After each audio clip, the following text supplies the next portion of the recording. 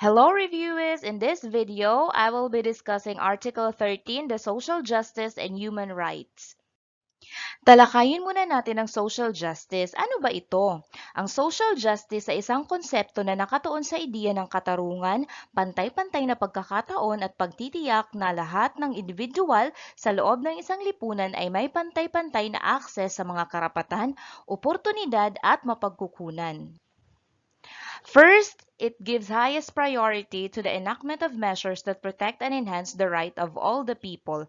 Anuman ang background, identity o social-economic status, binibigyan ng prioridad na maproteksyonan at mapalawak ang mga karapatan ng lahat ng individual sa Pilipinas. Maaring isama dito ang mga hakbang na nagtataguyod ng pantay na access ng education, healthcare, employment at iba pang mga pangunahing karapatan.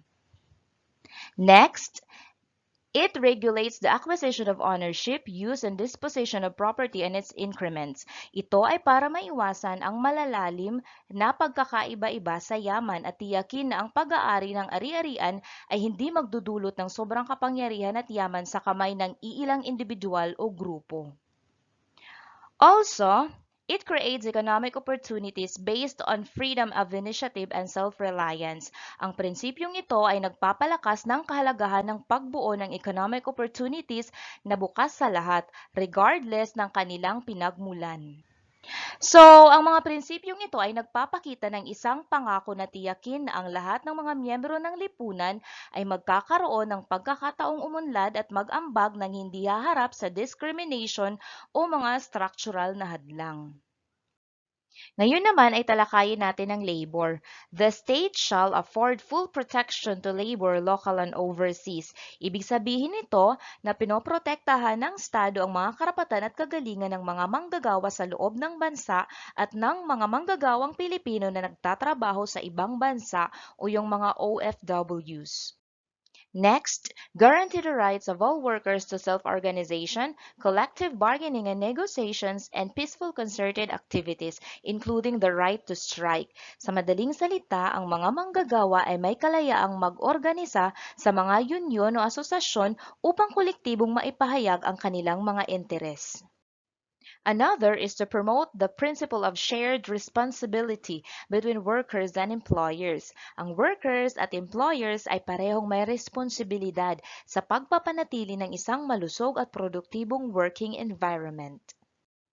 Lastly, regulate the relations between workers and employers. Ito ay nagpapakita ng papel ng gobyerno sa pagtatakda at pagsasagawa ng mga rules na nagpapamahala sa mga interaksyon ng mga manggagawa at employers. So employees shall be entitled to security of tenure, humane conditions of work, and a living wage. Ito ay nagbibigay sa mga empleyado ng katiyakan sa trabaho at hindi maaaring basta-basta tanggalin sa kanilang mga posisyon.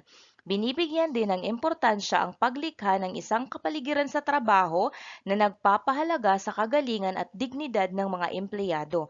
At syempre, tumutukoy rin ito sa pagbibigay sa mga empleyado ng isang sahod na sapat upang tustusan ang kanilang mga pangunahing pangangailangan at mapanatili ang makatarungang antas ng pamumuhay.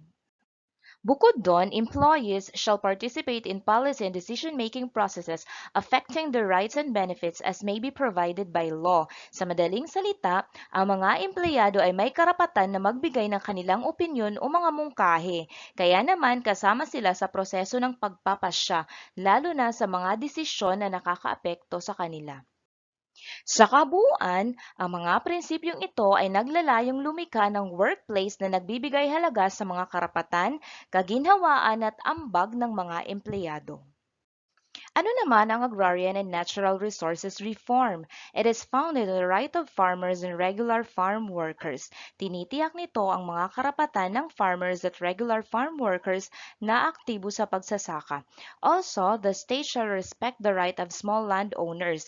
Kinikilala rin ang karapatan ng mga may maliliit na may-ari ng lupa. And of course, the state shall further provide incentives for voluntary land sharing. Ang voluntary land sharing ay tumutukoy sa kagustuhan ng mga may-ari ng lupa na ibigay o ibahagi ang kanilang lupa sa mga nangangailangan nito para sa pagsasaka. Kaya naman, ini-encourage ng state ang ganitong practice sa pamamagitan ng pag-offer ng incentives para ma-motivate ang mga may-ari ng lupa na sumali. So in summary, ang Agrarian and Natural Resources Reform ay naglalayong tugunan ang historical injustices, i-promote ang agricultural productivity at tiyakin ang matatag na pamamahala ng lupa at likas na yaman.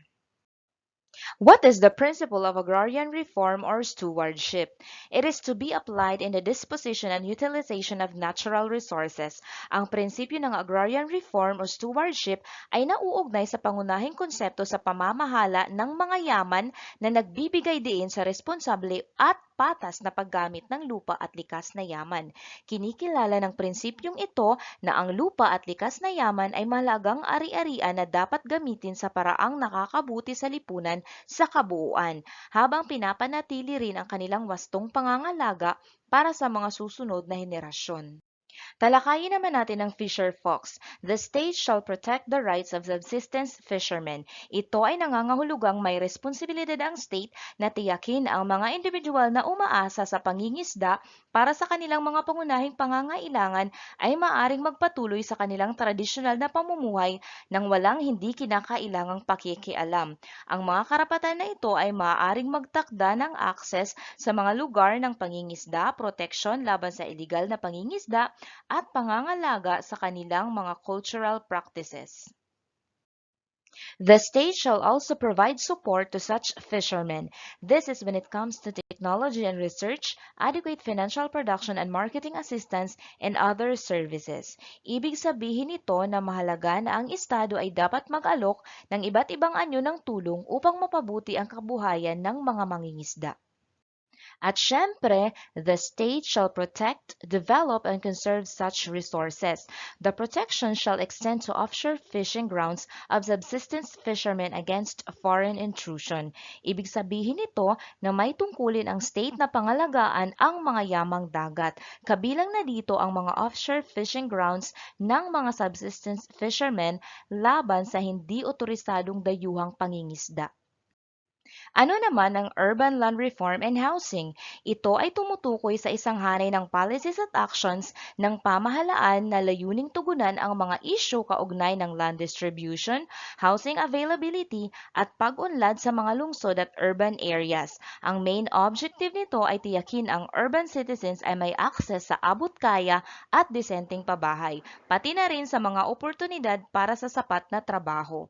Una na dito is the state shall undertake a continuing program of urban land reform and housing. It should be affordable and decent. Ito ay tumutukoy sa patuloy na programa para sa abot-kaya at disenteng pabahay. Of course, it shall promote adequate employment and opportunities to such citizens. Ito naman ay ang pagbibigay ng sapat na oportunidad sa trabaho para sa mga mamamayan ng lungsod.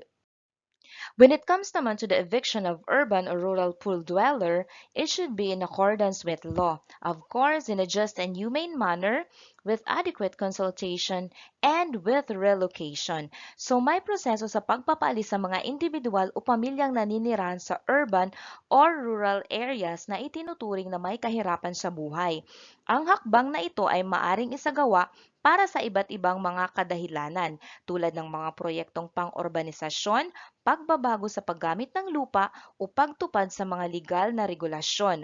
Ang proseso ay dapat na sumusunod sa legal requirements at syempre pinaprioritize ang dignidad at kapakanan ng mga apektado. Dapat din itong may maayos na konsultasyon at may tamang options para sa relocation upang mabawasan ang negatibong epekto nito. When it comes to health naman, the state shall adopt an integrated and comprehensive approach to health and development. Ibig sabihin nito na hangarin ng pamahalaan na tugunan ang mga isyu kaugnay sa kalusugan. Another is that the state shall make essential goods, health, and other social services available to all people at affordable cost. Ibig sabihin nito na mahalaga na abot-kaya at magagamit ng lahat ng mamamayan ang mga pangunahing pangangailangan kasama na dito ang pangangalaga sa kalusugan at iba pang social services. Also, make the underprivileged, sick, elderly, disabled, women, and children be priority. Sa mas simple na salita, binibigyang prioridad ng Estado ang mga may sakit na kapuspalad, matatanda, may kapansanan, kababaihan, at mga bata. Hindi lang yon, the state shall also provide free medical care to paupers. Obligasyon din ng pamahalaan na maglaan ng libreng pangangalaga sa mga individual na maralita o mahihirap. Ano pa? Establish and maintain an effective food and drug regulatory system. Binabantayan at minimaintain din ang kalidad at kaligtasan ng pagkain at gamot na makukuha sa merkado upang mapigilan ang pamamahagi ng mga produktong mababa ang kalidad o mapanganib dahil ang mga ito ay maaaring magdulot ng panganib sa kalusugan ng publiko. The state shall also undertake appropriate manpower development and research responsive to the country's health needs and problems. Ibig sabihin nito na ang pamahalaan ay dapat mag-invest din para sa training at pag-develop ng skilled healthcare workforce na may sapat na kaalaman para tugunan ang partikular na pangangailangan at mga hamon ng kalusugan ng bansa. Hindi lang yon, the state shall also establish a special agency for disabled persons for rehabilitation, self-development and self-reliance, and their integration into the mainstream of society. Nagbibigay din ito sa pangangailangan na lumikha ng mga espesyal na ahensya o mekanismo upang suportahan ang mga taong may kapansanan sa kanilang proseso ng rehabilitasyon, pag-unlad, pagiging independent, at involvement sa society. So, ang mga nabanggit ay nagpapakita ng dedikasyon ng pamahalaan na maglaan ng komprehensibo at makatarungang healthcare at social services sa lahat ng mamamayan, lalong-lalo na sa mga mahihirap o nasa vulnerable na sitwasyon. Ang mga kababaihan ay kasali rin sa mga probisyon ng konstitusyon, and the state shall protect working women by providing safe and healthful working conditions, may it be maternal functions, facilities, and opportunities. So, kailangang tiyakin ng state ang mga karapatan at kalusugan ng mga kababaihang kasali ng workforce.